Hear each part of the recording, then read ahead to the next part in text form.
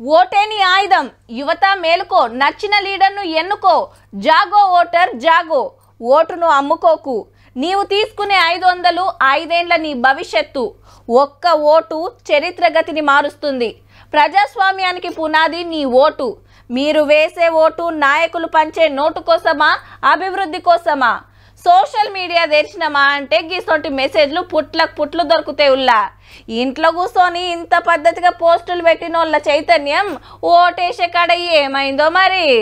ఓటంటే ఓకారం, ఏలి కింకంటితే ఈకారం, కట్కొత్తుతే ఆస్తులు మాయం, లైన్ల నిలబడితే ఇజ్జత్ కరం అనుకుంటున్నట్టుండ్రు హైదరాబాద్ ఓటర్ దేవుళ్ళు.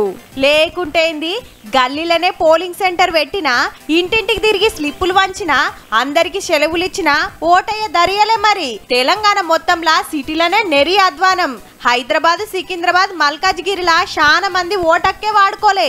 10 నిమిషాల పనికి రోజంతా లీవ్ ఇచ్చినా అట్లా పోయి ఇట్లా ఓటొత్తొస్తందుకు శాతగాలే అయ్యగార్లకు. మళ్ళా అంతా చదువుకున్న మోతవార్లే, పెద్ద పెద్ద జాబులు ఎలుగబెడుతున్నోళ్ళు.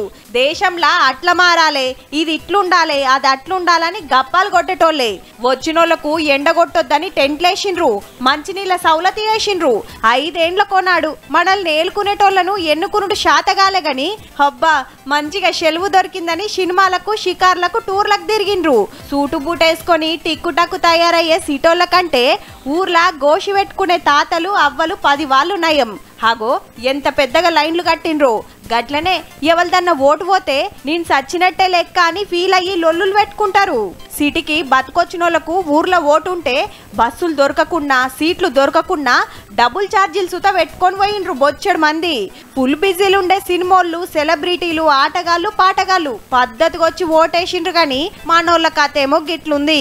ఇక మా పటీలి చూడుర్రి, వైన్సులు తెరవంగానే దుక్నాల మీద ఎట్లా పడ్డారో, 1000లకు 1000 పెట్టి క్రికెట్ ఆట చూస్తానికి ఎగిలివారంగా పోయి సినిమా టాకీస్ల ముంగట లైన్లు కట్టడానికి తయారుంటారు. అదే పార్లమెంట్లా మన బతుకురాతలు రాసేటోళ్ళని ఎన్నుకోమంటే నాకేం గర్జన గిట్లా వేస్తుర్రన్నట్టు.